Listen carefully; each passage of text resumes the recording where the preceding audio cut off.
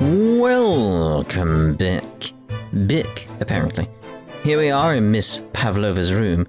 And we're investigating, looking at all the different things around the place, haven't we? I still believe like there's something behind here. There was a picture frame. I remember seeing it. It's like, I do kind of want to see behind there, but I can't. But there's one thing left to investigate, and that's this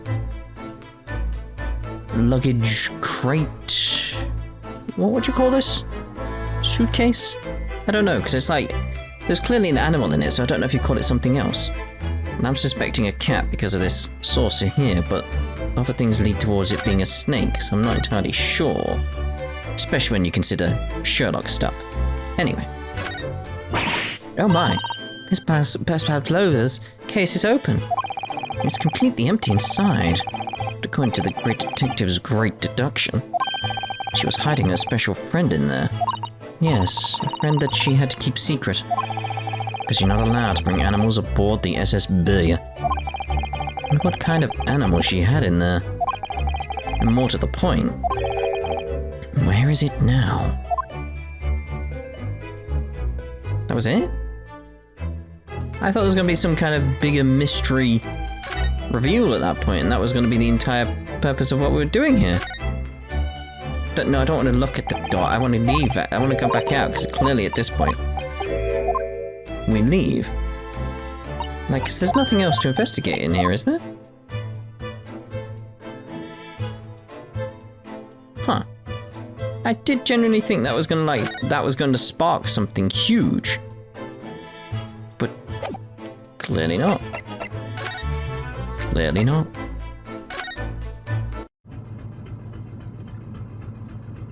No. Nothing here either. It's always interesting when this happens, when it's like, oh. So...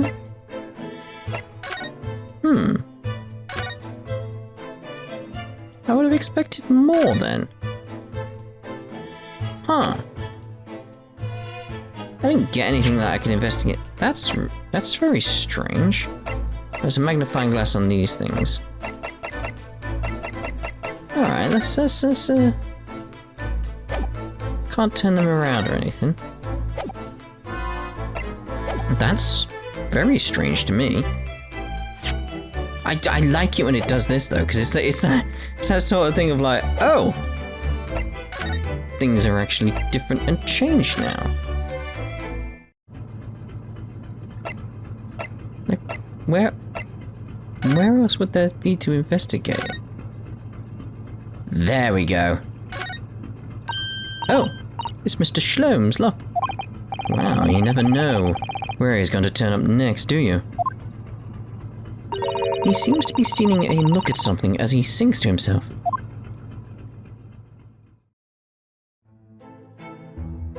Tra-la-la-la-la-la-la. I did it the great detective way. He's still singing. Do you think he hasn't noticed us? Or he's simply in extremely high spirits. Yes, there were times, I'm sure you knew, when the yard bit off more than it could chew. And through it all, when there was doubt, it's lucky her luck was about. Excuse me? I solved it all and I stood tall. I did the great detective way. Mr. Shlom's. Good. Oh dear God. What is this? You want to fight, Honestly, interrupting a fellow when he's singing. I was just about to reach the climactic finish. Sorry, I thought you were never going to stop. So I figured now is as good a time as any. I very nearly dropped you to the floor with one of my famous right hooks. Alright, I get the picture. Now, could you put those fists away? It's like, you won't go, mate. Mr. Shlom's, you seem to be examining something before we interrupted you. Ah, yes, that. I was immersed in the study of the ship's log, as penned by the stockily built crewman, who's usually on guard here. Oh, yes, this ship's log. Did you find out anything useful from it? Well, after 2 AM this morning, the majority of the entries are blank. which means that there was nothing to report. Nothing of note happened, so... You truly are a student from the land of the rising sun. You've been utterly blinded by it. Sorry? Your logic, my boy. It's inverted. Whatever do you mean, Mr. Sholmes? Observe the other pages and all should become clear. It seems the same crewman oft stands sentry in the first-class passageway. He has an utmost religious practice of recording nothing to report every half hour. Oh, he writes that in every 30 minutes? Nothing to report. Precisely. Put simply, the seaman writes nothing to report, when there is just that. So, what we need is a gap in the nothing to reports, basically. That's basically, like, that. Why else bring it up? So there should be, like, a time where it's like, yeah, that time it took 35 minutes. Like, what happened in those 5 minutes? That sort of thing. And yet, ship's log from last night is largely blank. Even write nothing to report. Yeah, there you go. Do you mean there was something to report? Yes, there were circumstances afoot last night which led to the seaman being absent from his post. What kind of circumstances? What happened? I wonder if it's something to do with what appears to be like his sunburn or something like that, but if it was nighttime, that doesn't make sense. It remains a mystery for now, but we can be sure something significant took place. So significant that it caused the seaman to forget his regular habit of scribing nothing to report in the log. And these are important details. I would stake my life on it. You must log the ship's log in your mental file. The ship's log has been logged in your mental file. Now that deduction was worthy of a great detective. Ah, you're starting to understand what my way is, I see. What makes Sholmes Sholmes? Brilliance.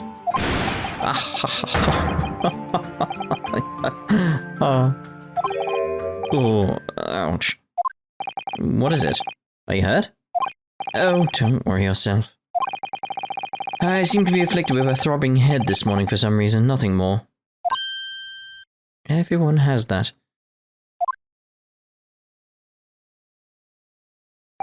Well, my friends, until our next encounter. It's like it's either like the ship abruptly stopped, maybe to pick up a passenger or something like that, or there was a massive wave and everyone banged their heads on something. He's still singing to himself. I can hear it as he wanders off down the passageway. Seeing as you're dotting right now, let's actually look at this. A record kept by the crew assigned to the first-class cabin area. There are virtually no entries from 2 AM until early this morning. Nothing to report, nothing to report, nothing to report. And it's like, Biff, strong enough. Stroganoff. 9th of January. Alright. Couldn't turn it, could I? No. Is something wrong, Sister-san? You seem lost in thought. It's just... well, I feel the same. Sorry? Ever since I woke this morning, I've had something of a headache. A sort of continuous throbbing. Oh, you too. Is there anything else around? Like, where did he go? So it's always interesting at this point, because it's like, where do you want me to go now? Ding-a-ling-a-ling-a-ling-a-ling-a-ling-a-ling. Oh, what's that? Oh god. We're heading to the other side. Shut down the engines immediately. Vessel sighted a quarter-mile 4. Full stop, hard starboard, all hands brace for impact. What the? I think we're about to crash into another ship. What? I can't stand. Sister-san, hold on to me. Ugh. Yeah, this seems like we're stopping, so that's probably what happened during the night. Sister-san, are you alright? Are you injured at all? I think I'm fine. Thank you, Nohuru-san. Yeah, all the stuff is tipped again, isn't it? Look. Ah, this is going to reveal the picture. Looks like we avoided a collision. I think. Yes, the ship has come to a stop. My goodness, what about you, Naruhodo-san? Are you hurt? No, I'm fine. Hello? Is anybody in there? Shout if you need assistance. Well, that sounds like... Inspector Hasanaga. That you in there, Naruhodo-san? Unbolt the door, quickly. What? The bolt? Ah, of course, that'd be how the bolt shifted. Look at that. The door's bolted. Did you do that, Susato-san? No, I didn't touch it. Oh, that's strange. How did... Look at all the books. I forgot to take into account that would shift the bolts. I'm just thinking the headings. They're just like they were before again. Naruhodo-san, aren't you going to open the door and let the inspector in? Nope. Where's the picture gone? Damn it. I better tidy this place up first. Why? Why? Our violent emergency stop had solved one mystery at least, in a very vivid way. But I knew that what awaited us on the other side of the cabin door would not be pleasant. I hurried around, tidying up the cabin, with a new sense of foreboding in my heart. To be continued? No, come on. Come on. I'm pressing X. Or A, I suppose. No, let's go. 9th of January. SS Mbeya. Miss Pavlova's cabin. Somehow, the door to the cabin we were in ended up bolted after we made an emergency stop. Susato-san took a deep breath, then gently slid back the bolt.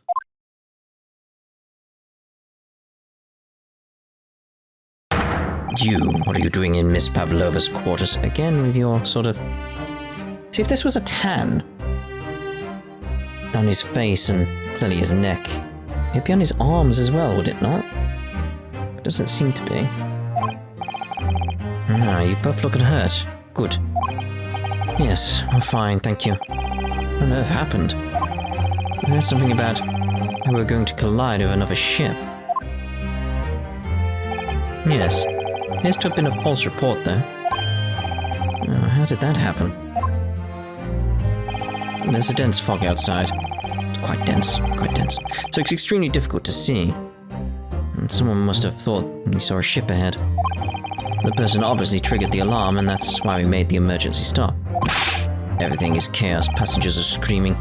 Crew are running everywhere. This first-class area is the only quiet part of the ship at the moment. Oh, I see. Someone triggered the alarm. Does that mean... Did someone press that button outside? You wicked intruder. Dressed all in black, you are the devil. Sorry? Me? I've been called a lot of things before, but devil is a first. You opened my traveling case. How could you? What? No, we didn't touch it. That's right, Miss Pavlova. It was already open when we came into your cabin. Inspector. Yes? Arrest this man. I know he did it. He is a criminal. It is not enough that he has killed a man. God.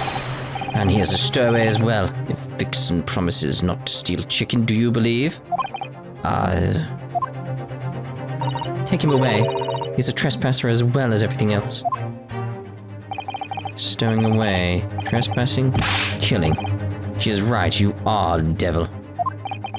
Doesn't look good, does it? There's a cell below deck. Throw him in. Tomorrow we dock in Hong Kong.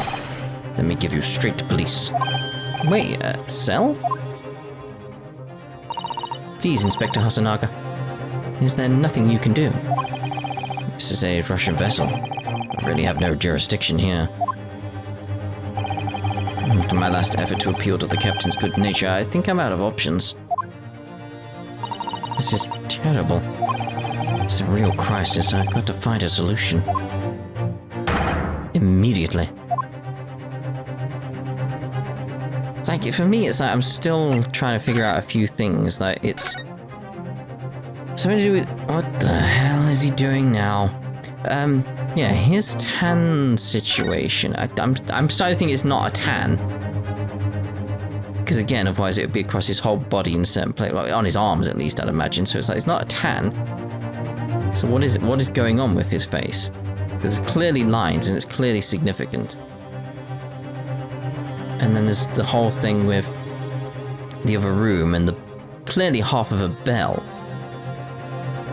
And I'm just wondering if the bell is somehow connected or should be connected to this rope situation but on the other side. So just need to keep calm and focus on the task at hand, which is investigating. Don't touch my things. Want me to show you where crawfish hibernates? Yeah. Oh, God. Why is it always me? Mr. Naruhodo, what do you think you're doing? Wow, everyone's attacking me. I was just starting to think she was my friend. Alright, let's speak to Mr. Shlomes. Isn't there anyone who can help me out of this mess? Yes, I imagine so. Hanging from here. What the? What are you doing up there? I mean, it doesn't suit you. Mr. Shlomes? Naturally. I was analyzing what a weight of 20,000 rubles feels like on one's head. Have I not told you that as a detective, it's my business to know what other people do not?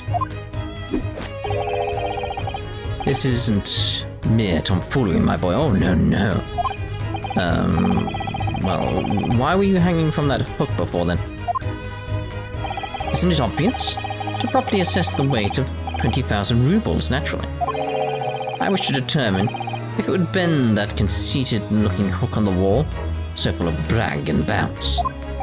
I never know whether to take this man seriously or not.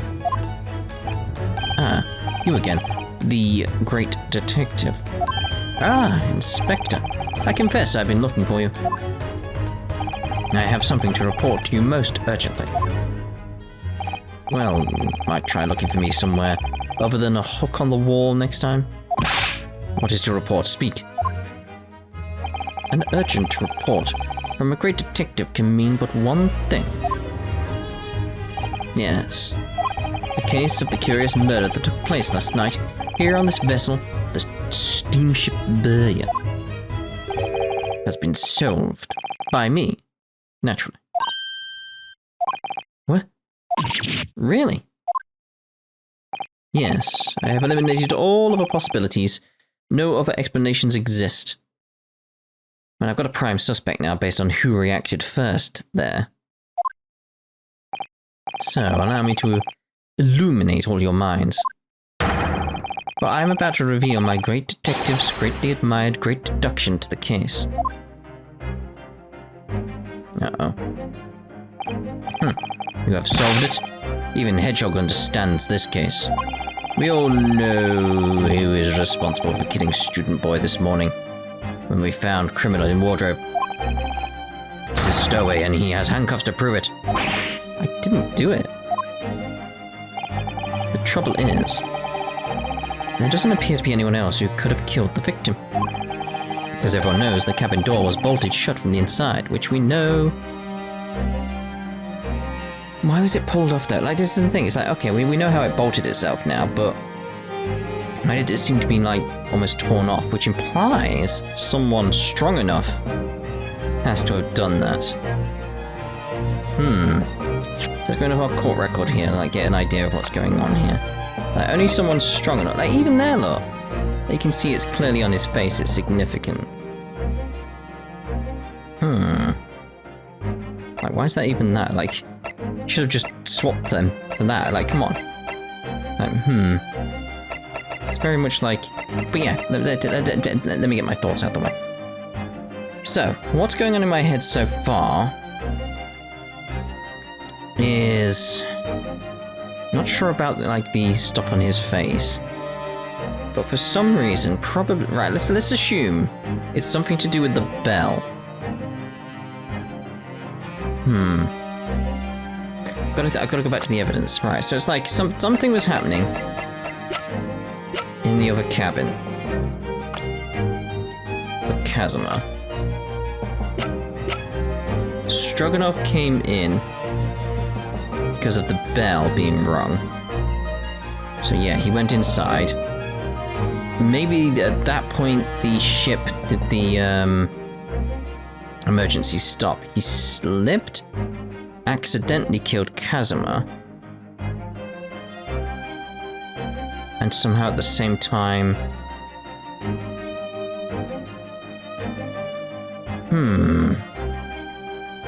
Again, I'm just trying to put the pieces together in my head so far. So what I'm thinking is, like the bell's got to be significant, because that's clearly a bell.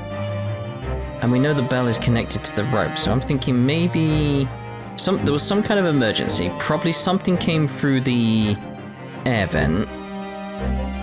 Either a cat or a snake. I'm still not 100% on that at this point.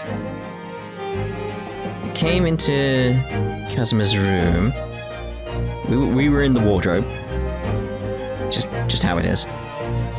So then Stroganoff, Strongonoff came rushing in because of the bell. Saw there was trouble involving a pet of some sort, which worked him up because... Is it a constrictor? Are they like sort of like pressure marks on his face? Because if it was wrapped around him, that would explain that pattern. Yes, if it was the constrictor or something that he caught him in for, so he came rushing in, and then it somehow hit him, like the snake fell from the ceiling or something like that. He slipped, accidentally bumped into Kazuma, which knocked him to the floor and snapped his neck at the same time. And the reason he slipped was because the ship did the emergency stop. Explain it. We need to check his shoes, basically. See if this is shoe polish. And that's probably one of the reasons he slipped. Is like because he recently polished his shoes or something like that. This is also the reason why he had nothing to report, because he was busy in there and accidentally killed Kazuma.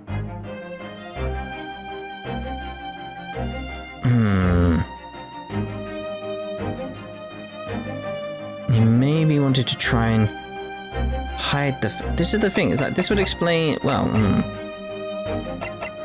It has to be someone who's Russian who did it as well, because of the message on the floor. That's the only issue. That is the only issue. So it's like, so far, it's like he seems to be the most logical. So like, maybe got rid of the snake. It's got to be a snake then. It can't be a cat if that's the case. But then how does that explain the source? There's like a few things here and there. It's like, maybe there's a snake and a cat? It's like, a cat does not explain the marks on his face. I don't know, I still feel like I'm getting somewhere. I'm just missing a piece of evidence or something that'll bring it together. But anyway, because everyone knows the cabin door was bolted shut from the inside. But yeah, that was what led me to believe, like, what happened was, like, after the door was bolted, he panicked or something and tried to rip off the bolt so he could get out, and that's why it's bodged. Oh no. It's only that way because they burst in, isn't it? Now that changes my thought process entirely.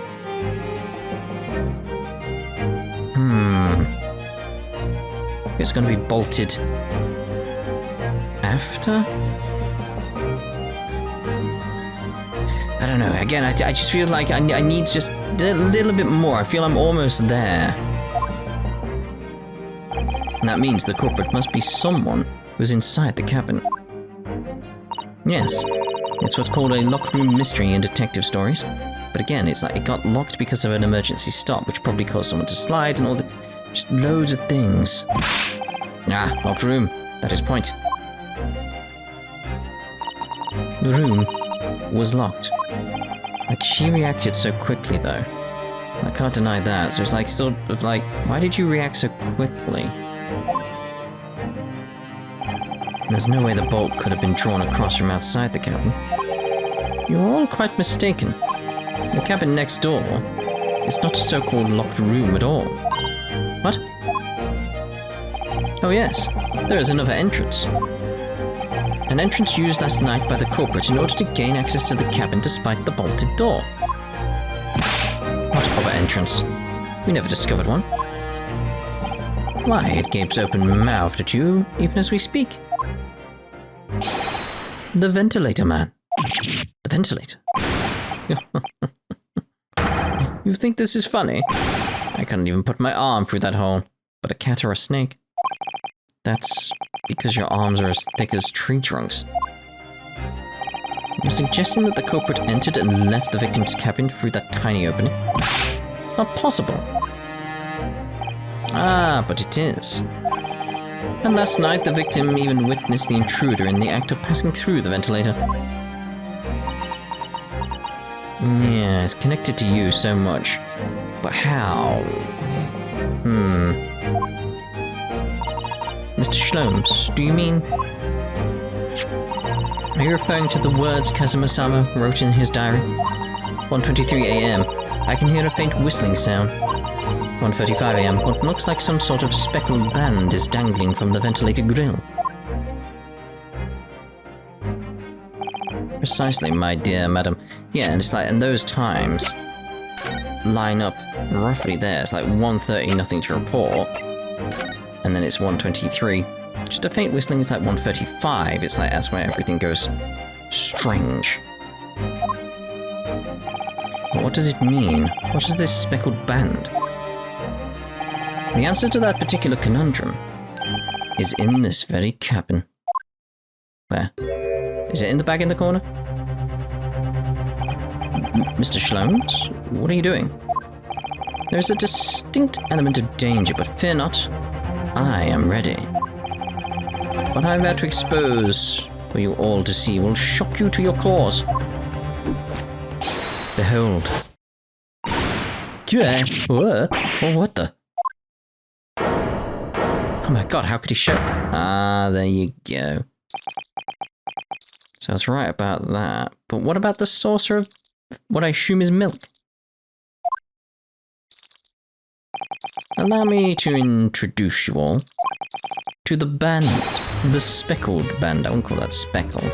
A snake? Indubitably. Indubitably. Yes. Indubitably. Yep.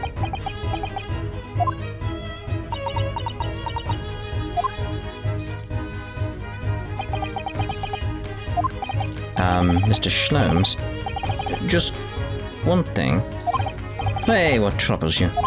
Well, that snake isn't really speckled, is it? No, which again, it's like... it's banded. So it's like, it's connected somehow with the stuff on his face, but... I'm still leaning towards it being a cat then, based on that. Looks more stripy, wouldn't you say? Hmm? Yes, you're right. I think in this case you'd have to call it the striped band, wouldn't you?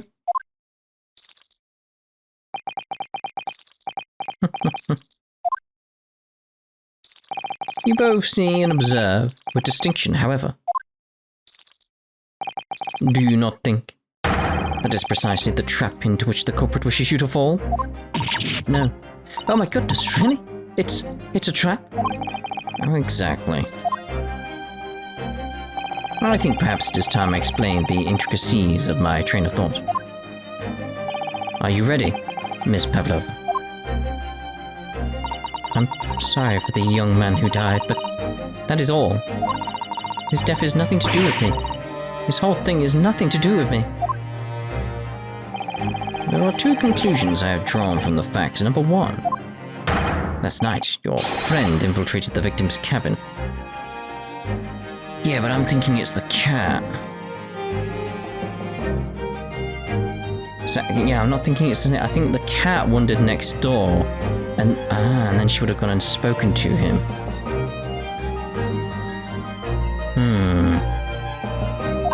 Yeah. And number 2. That same friend was responsible for the victim losing his life. No.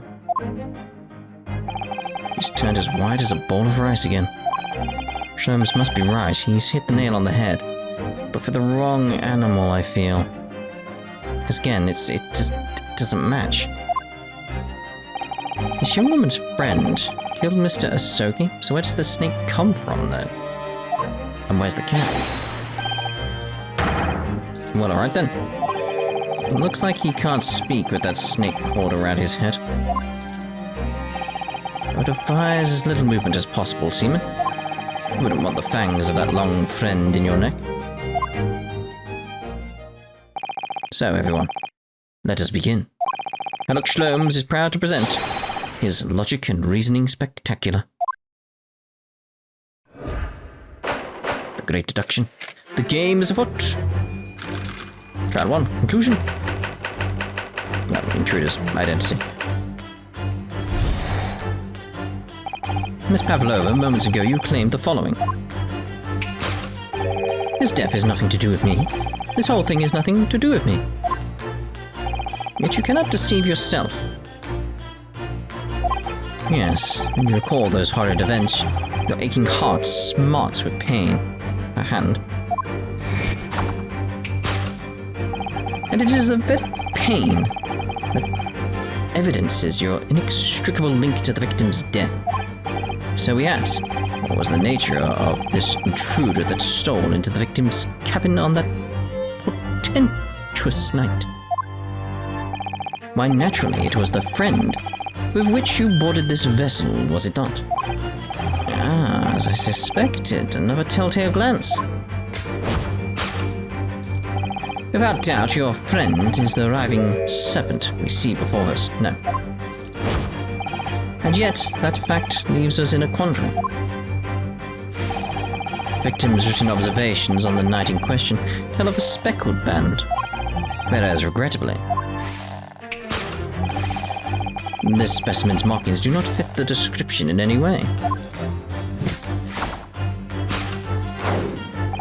What explanation can we then give, pray?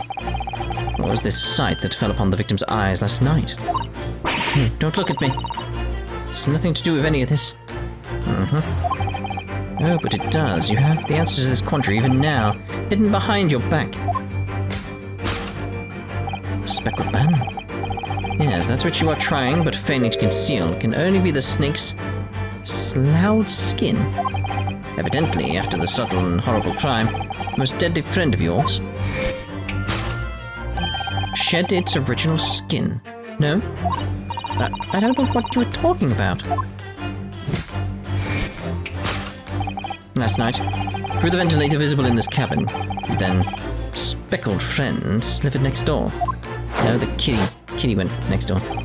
Using the bell cord on the other side as a bridge, the serpent silently descended into the victim's quarters. In the dim light, it appeared the young gentleman who was about to lose his life as a speckled band.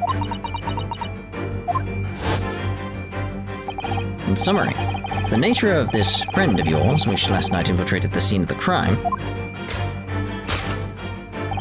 is a rare breed of snake whose marking change each time it sloughs its skin.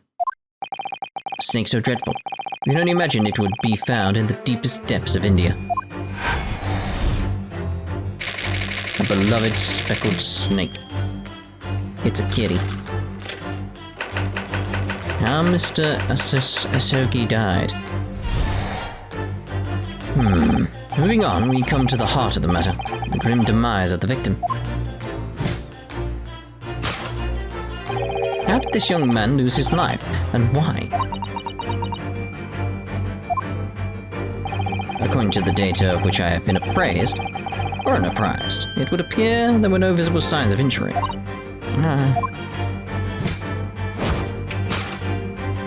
In fact, the circumstances of the victim's death can only be explained by a terrible venom. Now, if we take that as fact, we can reasonably imagine that there remains evidence to affirm it at the scene of the crime.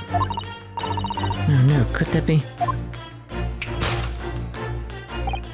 Yes, an examination of the deceased body will prove the cause of death conclusively. The almost, but not quite, imperceptible puncture wounds left by the venomous fangs will see the truth. Yes, the vestiges of the snakebite delivered by your terrifying friend. This makes no sense. It's like he's close again. There's no point feigning ignorance, Miss Pavlova. After the incident, you endeavored to hide everything, didn't you? But now your involuntary glance betrays the hiding place you choose. That's right. You hid the evidence that links you to the victim's death in the traveling case. Ah, there we go, traveling case. When we first met in this cabin, it came to my attention that your case moved periodically. I like that they still had the tiara behind it there. Your serpent assassin was restless inside, no doubt. You don't... It is telling that the victim made note of a low whistling sound that he heard minutes before his end. That was your signal, was it not? The sound you had used to train your serpent friend. To train? Indeed. You'd put the serpent through this ventilator and wait. After a period, you'd summon it back with a whistle. You couldn't know if the animal had done its duty, so you would listen for signs of life next door. If the victim appeared not to have been dispatched, you'd release the snake once more. You deny the snake has undergone such training? It's not true. Having slithered through the ventilator and down the bell cord, the creature needed only to sink its fangs in once. And its venom would course through the victim's veins, ending his existence forever. That is the true nature of the speckled band that took the poor young man's life. There can be no doubt. My logic is infallible. I wouldn't go that far. Death by a venomous snake's bite. No. That concludes Herlock Sholmes' great deduction of the speckled band.